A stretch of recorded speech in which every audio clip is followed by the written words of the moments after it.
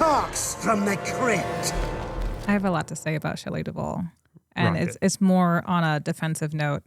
We've gotten a lot of questions, concern, and comments from the interview that we did with her, and I don't think people are realizing that she's like 75. You know, everyone expects her to still be this itty bitty lady in her 30s, right? They forever have this image of her as being super skinny, you know, and peak health and all that stuff, and you know, not all of us age gracefully. And that's just a simple matter of life. But she had nothing but pleasantries to say about her experience with Kubrick. She was very sharp in her memories, and she was very joyful in her memories. What most people don't know about Shelley and her career cycle is that she was, I personally believe, more of a producer than an actor. She self-produced a lot. Her passion was children's fairy tales. So that I got her to sign Shelley Duvall's Fairy Tale Theater. And she has a handful of other projects that are Shelley Duvall's Tall Tales, Shelley Duvall's Fairy Tale Theater, Shelley Duvall's, etc. So she was self-producing, self-paid. You know, she, out of her own pocket, was doing a lot of these. And she didn't stop acting, actually. A lot of people get the timeline kind of weird with The Shining. I believe, I have to go back and check because they were filmed really close together, that Popeye was after The Shining. Yeah. It either was like immediately before or immediately after. They're almost in the same year, or like really close together. And I believe it was after The Shining. And from there, she continued to be in other films. I don't think she did as many leading roles in the films because she was, again, doing her own productions. Her greatest passion was always bringing children's fairy tale content back into libraries, back to children's programs, because she didn't see a lot happening aside from, like, you know, Sesame Street and things like that. I think the last content of hers out that I was able to track down that she self-produced was on a CD-ROM. So she was still kicking it in the AOL ages, you know, and that was well into the 2000s. Yeah.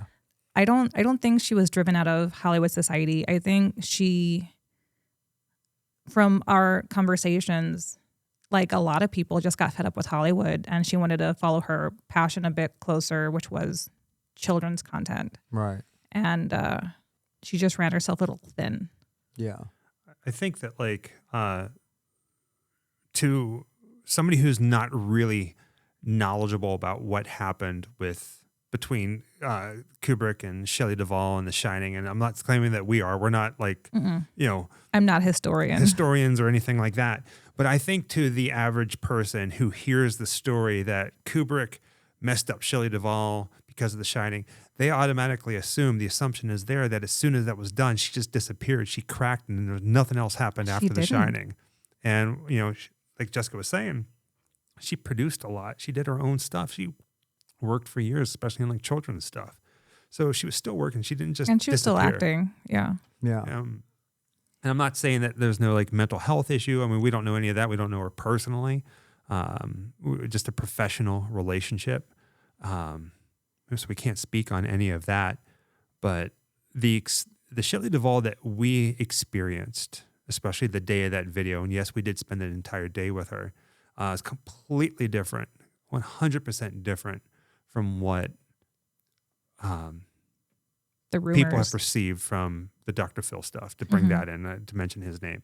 And you guys weren't even initially going to do the interview, right? Like, you guys decided last minute, you know what, let's just spend time with her. Well, so to put some context to it, because we didn't talk about it, there's a movie that's coming out called The Forest Hills, and she's part of it. And the director and the producers reached out to us and said, hey, do you guys want to social media produce this? Meaning be backers to, and we agreed because we're big Shelley Duvall fans, and we wanted to see, you know, her become something.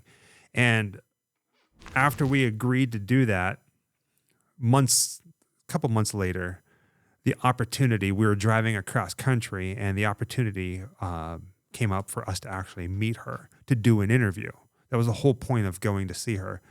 And so we showed up, we talked on the phone with her, we spent the entire day with her, And she had a lot of like, not a lot of reservations, but she wanted to show us the town, and she was having some issues health wise. And we told her right from the get go, we know it, we're here to do an interview, but if you don't want to do the interview, that's fine. We're just happy that we get to spend the day with you. She was cool with that. And then by the end of the day, she was getting tired, and we were getting ready to go. The sun was setting a little bit, and we decided to part ways. And we said, "Hey, do you still want to do it?" And she said yes. So honestly, most of that time was her feeling like she wanted to find the right place to do it. And she had an injury to her foot.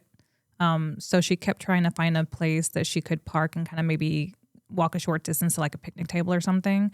And in the end, I think she was just in too much pain. And we're like, listen, I'm getting the sense of how you're feeling right now. It's like, we don't want you to be in pain. We don't want you uncomfortable. You don't have to leave your car if you don't want to. And she was like, oh, really? I'm like, yeah, dude. Yeah. Like, we're here for you. Please don't feel like you're trying to please us. Like, whatever you want to do, whatever is comfortable for you, as long as you're okay with it, we will do it that way.